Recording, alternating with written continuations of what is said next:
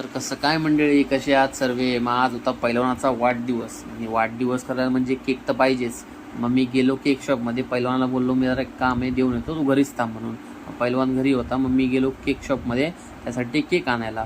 Cake शॉपमध्ये येऊन बघतो अशा खूप साऱ्या व्हरायटीज होत्या केकच्या. आता कोणचा केक घेऊन नेमकं मला काहीच कळत नव्हतं. मग कोणता तरी एक केक सिलेक्ट केला आणि त्याला आधी सांगितलं की विचित्र काहीतरी नाव लिहायला सांगितलं.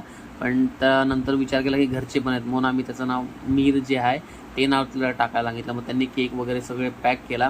मग केक वगैरे पेमेंट वगैरे सगळं करून आम्ही गेलो पैलवानाच्या घरी. मग नंतर पैलवानाच्या घरी गेलो. पैलवानाच्या घरी जाऊन तुझ्या बहिणी ओवाळणी वगैरे सगळे केले, टिक्का वगैरे लावला आणि तिने ओवाळणी करून मग आम्ही केक कटिंग करायला घेतला.